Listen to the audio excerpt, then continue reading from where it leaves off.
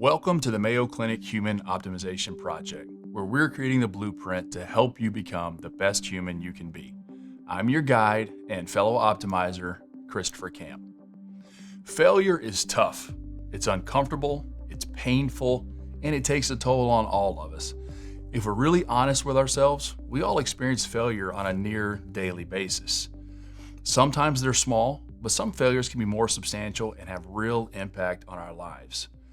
Given how common failure is, we really need to deal with it in a healthy and productive way. So, how can we overcome our fear of failure? How can we work through it effectively and try to come out stronger on the other side?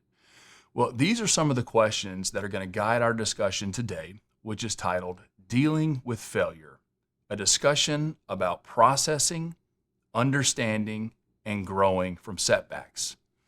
To have this discussion on failure with us today, we have Carlos Correa.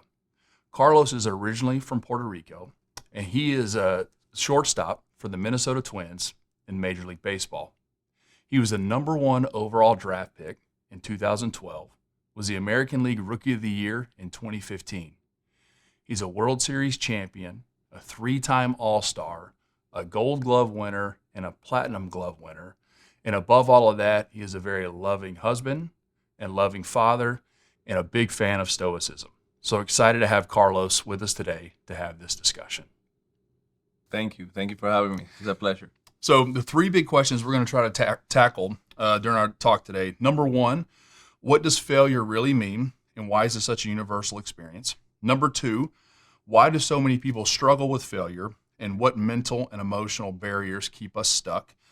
And then lastly, we'll try to get into some solutions. Our third question is going to be what practical steps can the average person take to process failure positively and use it as fuel for growth? So let's get started with that first question. So I think it's important when we talk about something like this, we have to clearly define it. So I want to hear from you. How do you personally define failure and what key elements does that include? To me personally, I describe it as just feedback on my way to success, right? Mm-hmm. A lot of people see it as a bad thing. I don't see it as a bad thing. I see it as a stepping stone, as another step on my way to where I want to be. In baseball, it's hard, man. It's hard. It's a hard sport. You're going to fail a lot. But knowing that every time you fail, there's something that you can take out of that and something that you can learn and grow from it. And you see the positive side of having to fail in order for you to get better and take that next step in your career, then that's when you really start thriving and that's when you really start moving forward towards your goal. I feel like a lot of people see it as a bad thing. In my case, I know I'm going to fail and I embrace it. And I love the grind of figuring it out, of looking for that way of if it's hitting, if it's defense, all right, let's put in the work. And that's what wakes me up every morning. Good. You talk about how failure is almost inevitable, particularly for an athlete. But I think a lot of us have this desire to avoid failure. So we set up our lives and we design things to try to prevent putting ourselves in situations where we might fail. Mm-hmm. What is your thought on that approach? Is failure something that can be avoided entirely? It cannot. It cannot, especially on my field, it cannot. You're gonna fail many times, and there's gonna be bad seasons, and there's gonna be bad experiences, and all that. And there's no running from it. You gotta embrace it, and you gotta accept it, and you gotta go out there and put in the work in order for you to fix those things. And eventually, at the end, that's gonna make you a better player and a better person. But there's no running from it, man. You gotta face it head on. And you can't hide from it. You can't fear it either. You got to face it, and it's going to happen, and you got to know it's going to happen. And that way you're going to be more prepared. If you expect only success in life and only good things to happen, well, I've never seen a great movie that has no arc where everything starts good, the middle is good, and the ending is good. Something has to happen in the middle of it all to face adversity in order for you to get to that perfect ending. Yeah, I love that. And I think that for those of us who try to design our lives to avoid failure, ultimately what you end up doing is you just never push yourself to get better. So you don't take the chance, you don't take the risk. And as a result of that, you don't grow, which I would argue is probably a failure.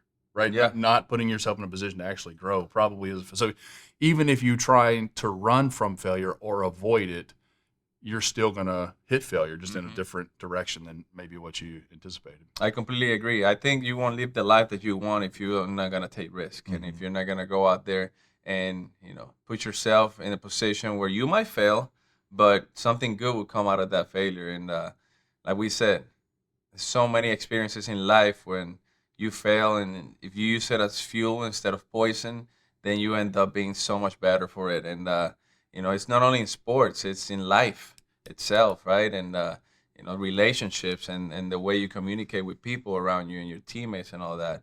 Um, Not everything is gonna be perfect, and you gotta know that.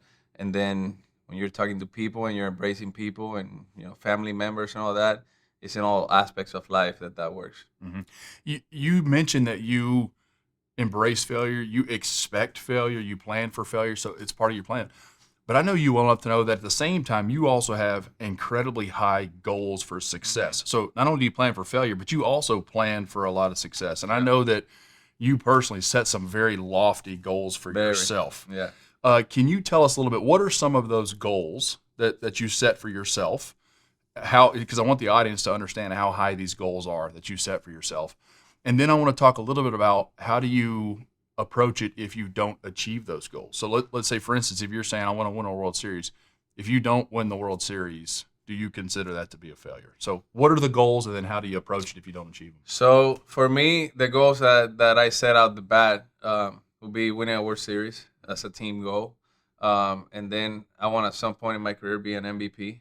I want to win, Silver Sluggers and all that. I'll try to win the Gold Glove every year. So my expectations are always gonna be high. I want to put 1,000 OPS every season, right? And my dad always taught me that your goals gotta be lofty and they gotta be high and they gotta be ambitious, because if you fall short, you're still right up there, still, right? So if I put myself, I want to do 1,000 OPS and I fell short and I was at 900, right, 50, that's still a pretty good season, right? But if I put my goals at 800 OPS and I'm in there in the middle of the season, you get too comfortable, right? Because you're right where you want to be. You're having a good season and you're not striving for more because that's your goal and that's your end goal. You're not trying for more. So for me, I always try to go more than what I think I can accomplish. And then if I fall short, I fell short, but it's still a good season. But I'm going to do what I can control. And that's going to put in the work every single day, take care of my body, my routine, the approach, study film, all the things that you gotta do in baseball in order for you to have a better chance at succeeding out there. I'm gonna do. And if that game I go 0 for 4, I went 0 for 4. That's fine. But the next day I'm gonna do it all over again, and I'm gonna do my routine, and I'm gonna make the minor adjustments that I need to make. And the next day I go 3 for 4, and then it's all over again every single day. It doesn't change, right? But it's important to set high goals and have high standards in order for you to strive for greatness and just go out there and try to accomplish those. It's a great point you're making. And one of the things that I'm hearing from you is that you're describing success as existing along a spectrum. And it's not just this dichotomous variable, like either you were successful or unsuccessful. You failed or you didn't fail. Like we often tend to think of these things as yes, no, 1 or 2, you did or you did not. But in reality, it all sort of exists on a spectrum. And there's sort of achieving for you these lofty, World Series, MVP, Silver Slugger awards. And then there's at the very bottom, doing absolutely nothing. And you can land anywhere along that spectrum at the end of the season. And sort of what you're saying is the closer you get to that goal, even if you didn't achieve it, there's still progress in that, and there's still success. So we should think about ourselves not as just did we fail or succeed, but did we move closer towards that ultimate goal? Absolutely. And it's all about growing. It's all about growing in this life, right? So the goals are high because I know that in order for me to accomplish those goals, there's a lot of work, and the process is got to be very, very good and very flawless pretty much when it comes to the sport that I play.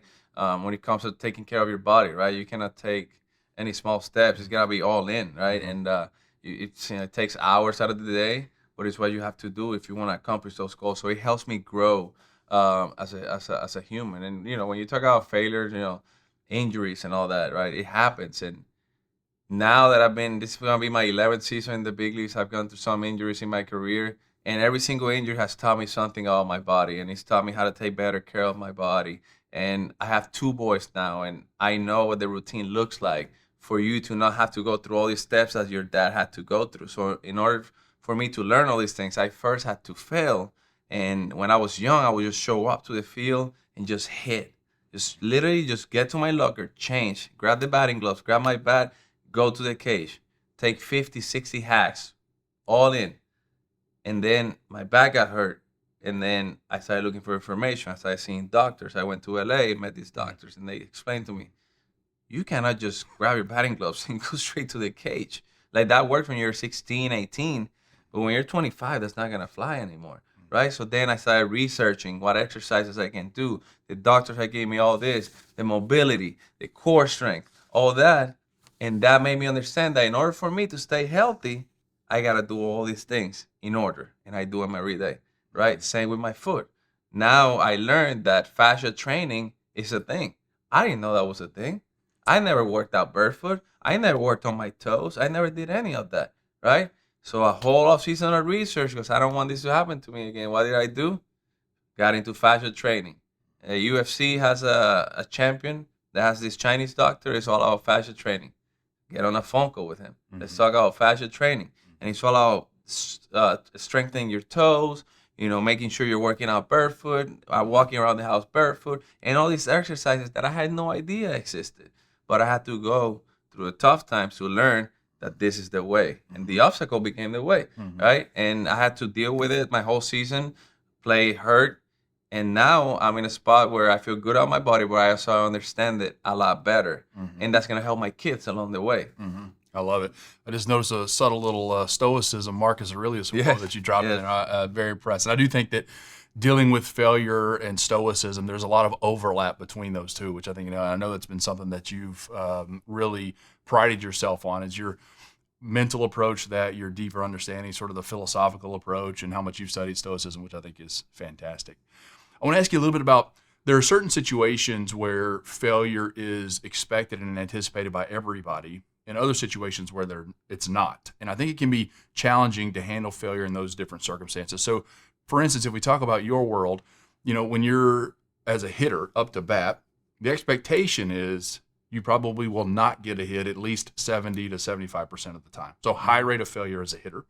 In the field, the expectations, I know for you, is to make every single play that you can. So, failure is expected less than 5% of the time there. How do you approach it differently when the rate of failure is incredibly high in one area and maybe not so high? Does that change your approach at all? Yeah, it's very different. The offense and the defense. The defense has always come natural to me, right? Ever since I was little, it was something that I was naturally gifted at, just being able to grab the ball and hit the guy on the chest. Offense, I was not as good when I was in middle school, high school, and then I turned into a good hitter by putting in 3 hours a day, every single day, and all the crazy stuff that we used to do back then, to put myself in a spot where I could succeed with good pitching. When I play defense, I'm just flowing, right? I put in the work every day before the game. I know I've taken care of my backhand, my forehand, everything, right? My slow rollers. I'm ready for the game. I just flow in the game. When it comes to offense, now you don't know what pitch is coming. The pitchers are gonna pitch to your weaknesses, and then you gotta make those weaknesses strengths at some point, and you gotta make adjustments consistently. So it's a lot harder. But one thing that I put in my brain is I cannot let other people's expectations be higher than my own, right? So my expectations are always gonna be high. Every at bat, I wanna hit a line drive, hard hit somewhere. Every play, I wanna finish, even though if it's 10 yards from me. I wanna go out there and get the ball, right? And I think understanding that failure is part of the process and it's gonna happen and you have to deal with it because you got another at bat coming up in 2 innings, then you understand that, all right, I failed this at bat, but what adjustments can I make so the second at bat can be better, and the third at bat, and the fourth at bat? So it's a growing mindset along with the game. Sometimes you don't feel good on your first at bat, and you didn't even pick up the spin on the ball, and your brain right away tells you, "Oh, it's gonna be a long day." But with my experience, I've learned that if you think like that, you're already 0 for 4 before the day's over, right? So you gotta rewire your brain to thinking, all right, I didn't pick up the ball. All right, what can we do? All right, these are the things that I can control. Let's back up the ball a little bit. Yeah. All right, or let's look for spin because they know I'm not recognized. So if you look for it, you're gonna have a better chance. So you got these approaches that you can work and trick your brain to thinking I still have a chance. I'm still gonna get a hit next at bat, or I'm still gonna get on base, right? But earlier in my career, if my first at bat wasn't good, I was like, oh boy, it's gonna be a long day. And then you're all for 40 before the day's over. Yeah. And that's not the right mindset to have when you fail right away. Yeah. So let's use that, and we'll sort of transition into our second section here. We're going to talk about some of the problems that people have and why this is such a struggle. And you're talking a lot about your mindset and your approach. And there's been a lot of work out there on growth mindset versus fixed mindset. And I do think that having a fixed mindset on this can really set people up to struggle with the concept of failure. So I want to hear from you, what are some of the things that you've seen either in yourself in the past or maybe teammates or others, certain types of mindsets that have set them up to struggle with their failures? I think the biggest thing in baseball is when I see players overthinking everything. All right, when I see the overthinkers and the work in the cage is good, is flawless, and they're like, yeah, but if they make this pitch, I don't know if I can get to it. And that right away sets you up for failure right away because you're not trusting the work that you're putting in, you're not trusting in your abilities, and you're not trusting in your adjustability at the plate, even though you worked on it. Now, the best hitters that I've been around, they think nobody can get them out. So it doesn't matter if the work in the cage was good or bad. When they get in that box in the game, the mentality is completely different. You gotta throw it in this box. You gotta throw strikes. If you're not throwing strikes, I'm swinging. And when you throw it in there, I'm gonna barrel the ball. And that's their mindset out the gate. Nobody can get me out, even though you're gonna fail 70% of the time. As a great hitter, as a batting champion that year, probably you hit 320 and you win the batting title. You're not gonna succeed, but in your mind, you think every at bat is gonna be a good one. And I've seen that, you talk about Jose Altuve, you talk about, the Mike Trouts. When you talk to them, they think they always gonna get a hit. They're always gonna get on base. So that mindset I love, and I think that you can see that not only in athletes, but you see it in surgeons, you see it in business people, executives, whoever. You see it in parents and teachers and others that can just they create that success, or they sort of will it into place in their own mind. I want to compare and contrast that a little bit with the concept of perfectionism, because I think perfectionism can be very helpful for people. They demand the best. They want to be perfect. They try to get everything right, and it can get people pretty far until they mess up and then they fail. And then I think perfectionism in that regard tortures them. And so perfectionism can be a little bit of a double-edged sword. Yeah. So how does that contrast with what you were just describing about that confidence? So, wow, it's such a complicated question because we all strive for perfection. And like you said, it just burns some people, and some people just thrive and they just fly and they become superstars in this game. But it's understanding the balance when it comes to your mindset and to the game. We all can try and be perfect. It's not going to happen. And you got to understand that. Now, some people, it brings them down when they're experiencing those tough moments that we experience in the sport. And then you never hear from them again. They don't know how to bounce back. Now, the ones that understand that this is part of the process. I want to be perfect, but I also got to understand that this is the process. And everybody's going to go through it. Now, how can I get back up? How can I get back on track? How can I fix everything that's not clicking right now? And those are the mindsets that just go and take off, because once you learn how to deal with failure one time and you embrace it and then you take off from there, then from there it's smooth sailing. You understanding that it's going to happen. Now you see a lot of big leaguers that go through high school. They killed it. They go through college. Demolish the league. They get to the minor leagues. Easy. They get to the big leagues. That's when the real test becomes. Those are the ones that have a tough time handling it because they never experienced it. Now, some of us that experience it from the get-go, from high school. I mean, I hit ninth when I was a sophomore in high school. Really? Yeah. And then 2 years later, I was the first pick in the draft, right? So I've experienced failure my entire life. So I knew how to handle it. And then my first season as a pro in the rookie ball, it was not a great season. And I knew how to handle it. I knew how to deal with it. I had my dad by me, and he was always coaching me since I was little. But at that point, when I was by myself, I already knew how to handle that situation. So then I took off. And then I understood that all those moments that I was failing got me to the swing that I have right now, and that works at the big league level. And it's just tough. It's just that the mindset's gotta be right in order for you to strive for perfection, but still understand the whole process. You mentioned, comparing yourself to others and at these different stages of your career. I think baseball is a sport where very naturally it's easy to compare your performance to somebody else, right? We all grow up looking at our stats compared to somebody else's, or people still there's rankings and lists and everything. And I think that there is value in that, but I think that there could also be some danger in that too. So, how do you view comparison?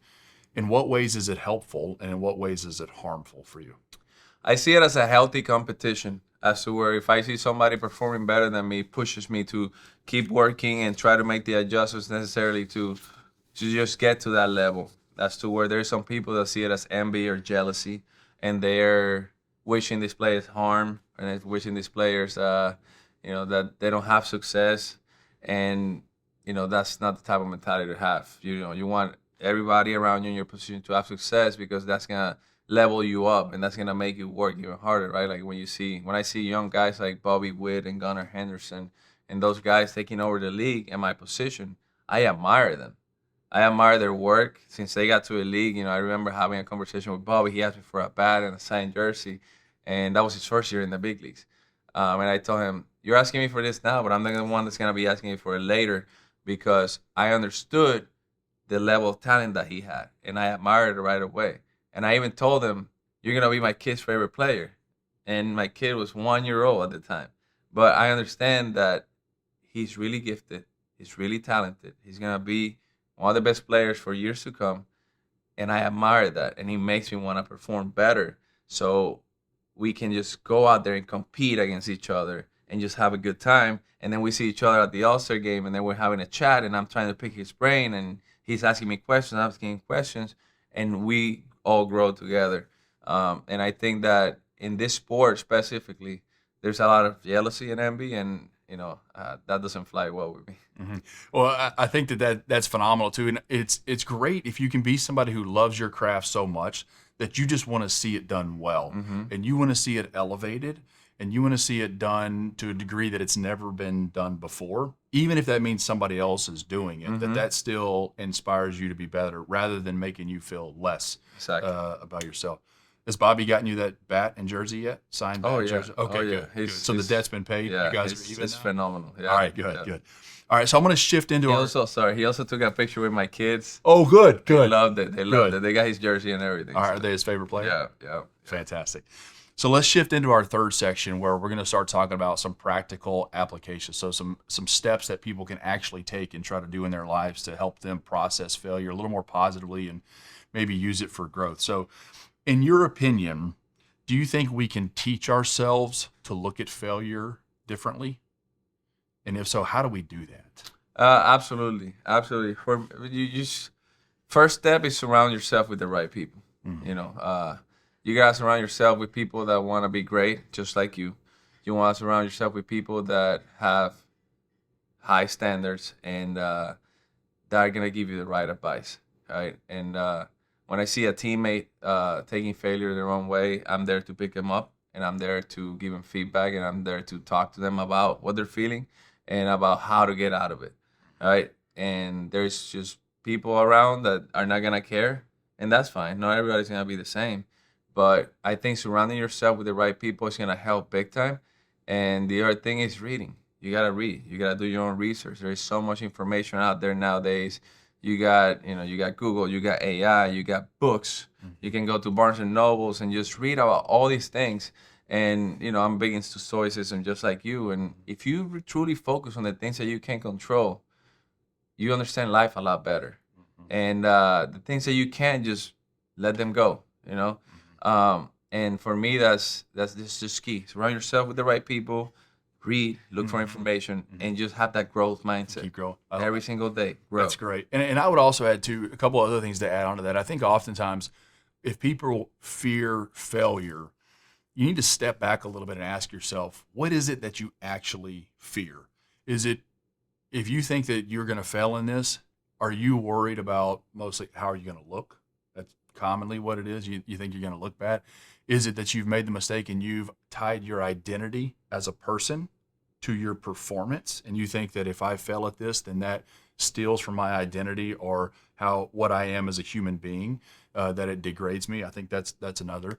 And I think that there are certain circumstances where if you fail, there are real, substantial, catastrophic potential problems that can come out of that. But I think that is true. That certainly exists, but that's a minority of the time that we actually fear it. I agree with you, and I think in today's society where social media has taken over, I think the fear of failing and being posted out there and going viral about it, and that holds a lot of people back. And if you truly don't care what people have to say, and you don't care about failing in front of people, in front of 40,000 people watching, or in front of whoever it is, if you're a content creator, if you're a musician, whatever it is, and you just focus on your craft and you focus on the things that you can control, I think you gotta be better for it.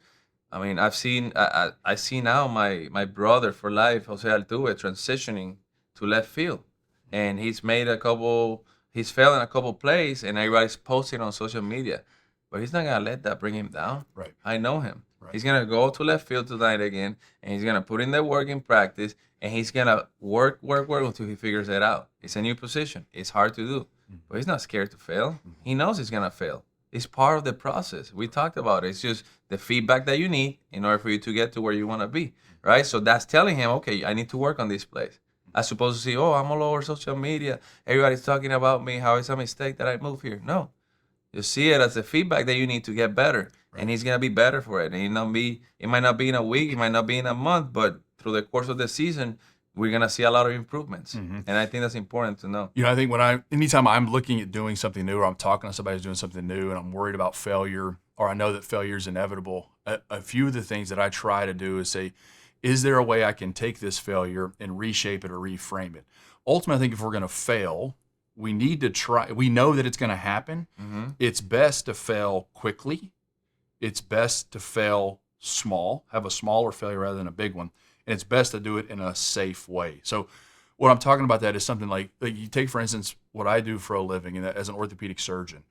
If I fail in the operating room when I'm doing surgery on a patient, there's real implications for that. Like I can't afford to fail there. It's too important. So and so that's something that we fear as surgeons. Failure in the OR can be catastrophic. So how can we change that and reframe it to make it so that we can fail fast, small, and safe? Well, if I'm not going to do it in the OR, then maybe I'm going to do that in the lab when I'm practicing. And I'm going to try things there that I wouldn't try normally, and I'm going to do it to a point where I know, okay, this may not work. Let me try and see what happens. So that allows me to do it. I can fail much quicker. I fail on a smaller scale, and I fail in a way that it's safe, so it's not going to have these negative impacts for other people. And I'm sure you and others in the baseball world do the same thing. If you know you're switching positions, you're doing something new, you're going to fail at it. So you might as well get out on the backfields, take as many fly balls as you can. Look stupid there, drop some, and that's okay. And do it a lot. That is Do okay. it quickly, and do it over and over and over again. And then it's still going to happen in the games, but ultimately you have to realize, all right, you will have experienced that before because you've done it a bunch in practice, so it doesn't feel quite as bad. The impact of it is much lower when you do it in that regard. So I think finding ways to make your failures happen quickly, make them smaller, and make them safer, I think can be really helpful as well. I agree with that. So you've been in a situation, we've talked a lot about your failures and things that you've done with. I want to hear a little bit about how you help others through times of failure. And whether it's baseball, your personal life, or professional life, whatever.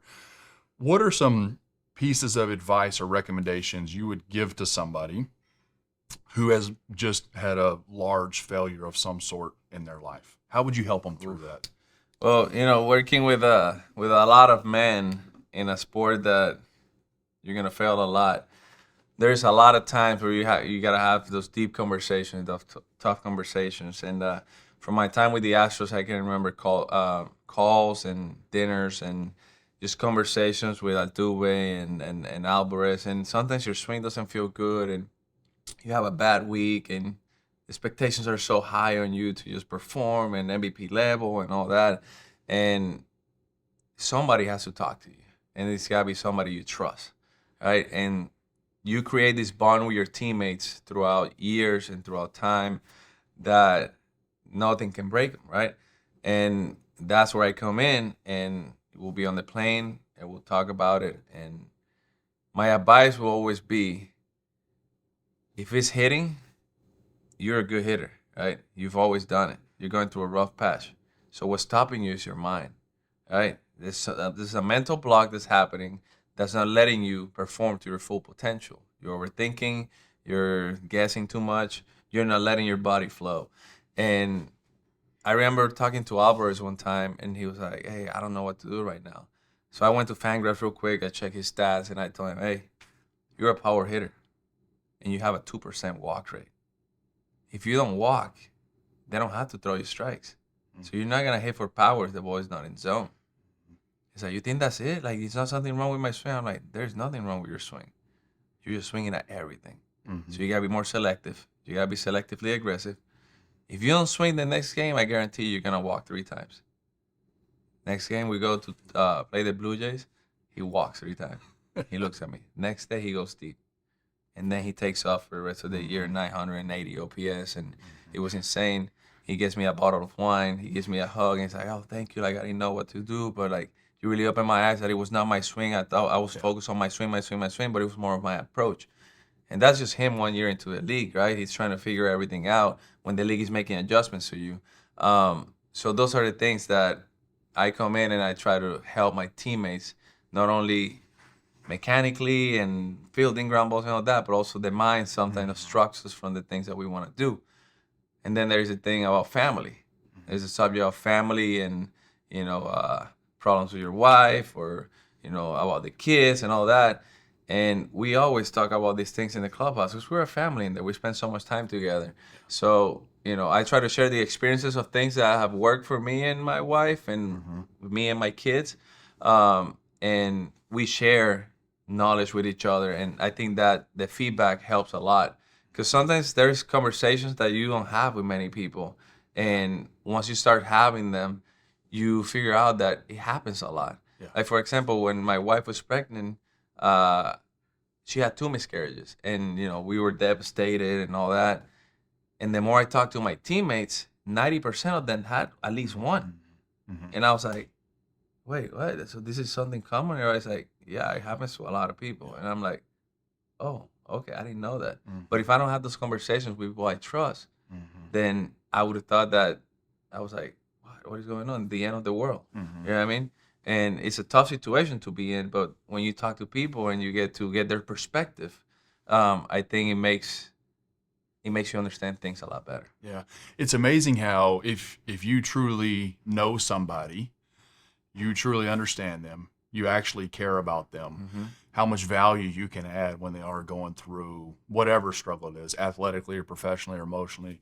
And I do think oftentimes it's hard for us to be clear-headed and level-headed in the midst of our own failure. It's really hard to do that.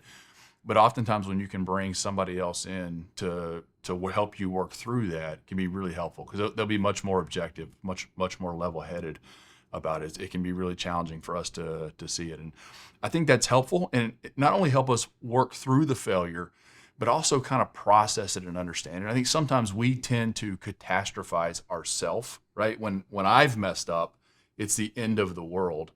And at least in my perspective, and sometimes it's helpful to have somebody else come in and say, "Hey, actually, hang on, let's unpack this. Let's talk about what the real impact of that failure is." And oftentimes it's not quite as big as you think it's going to be. So, like, how do you guys, like, on your field, how do you guys deal with everything that can go wrong? And if it goes wrong, it's completely different than baseball, right? I got another at bat. You have that one patient that you gotta take care of.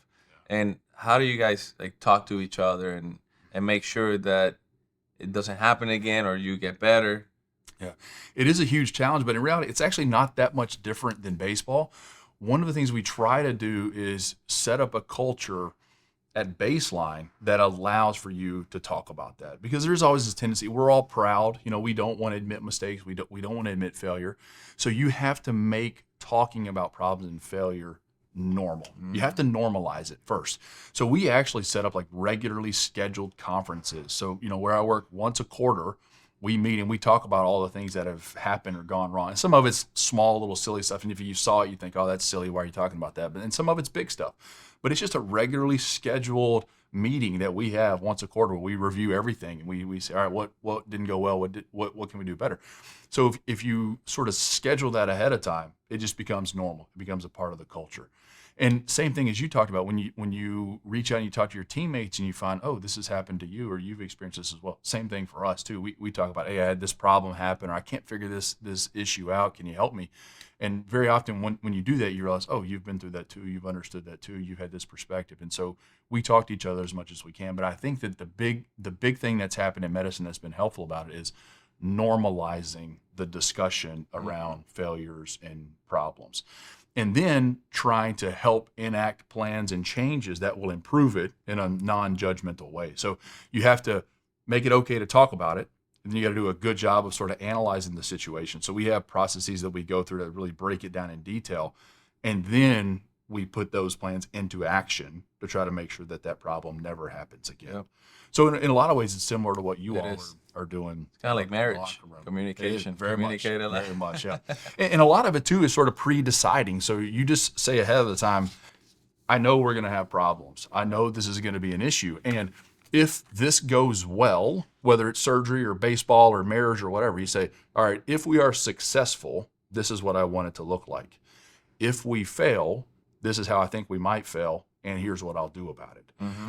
I think oftentimes if you pre-decide that, you have that discussion early on, it's really helpful because then when it happens, it doesn't catch up. You're like, oh yeah, we talked about this. Yep. And maybe it looks a little different than I thought, but I know these are the next steps that I need to take.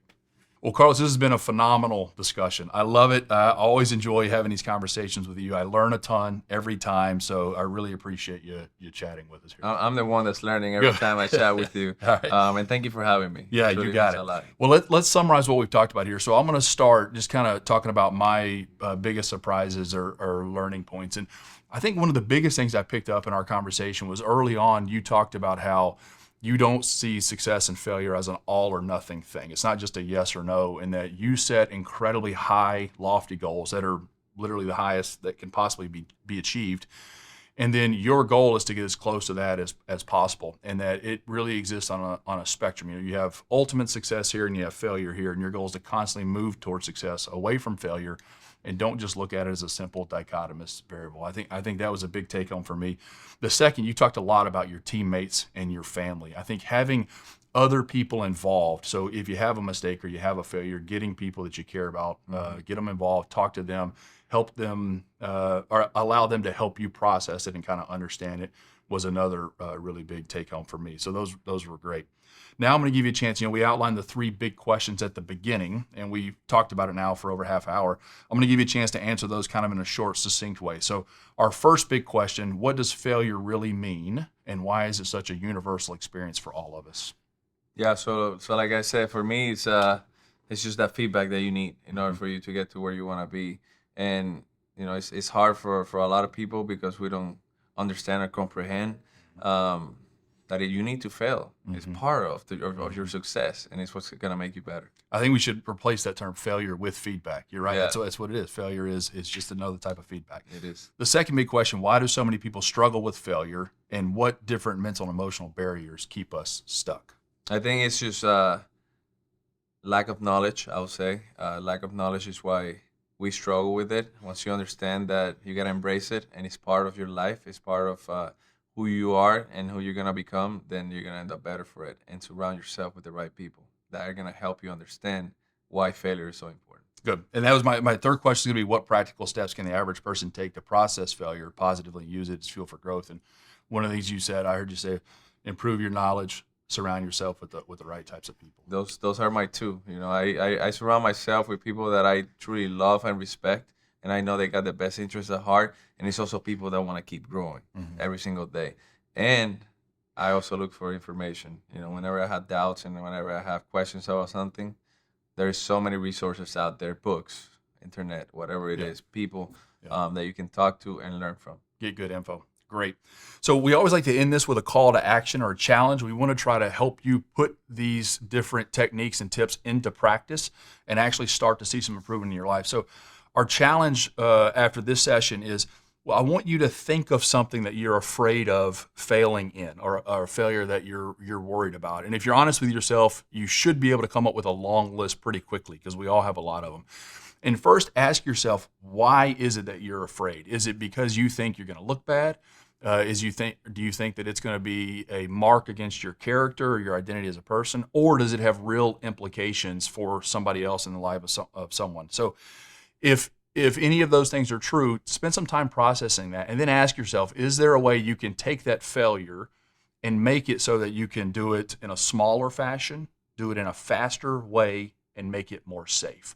So that's our challenge for today. So team, there you have it. Carlos Correa just did a wonderful job walking us through this session. The title was Dealing with Failure, a discussion about processing, understanding, and growing from setbacks. Carlos, thank you so much for having us. It was a great time. Really appreciate it. Thank you. To our audience, thank you. And as always, remember to live intentionally, consistently better. Keep striving to be the best human you can be, and never stop optimizing.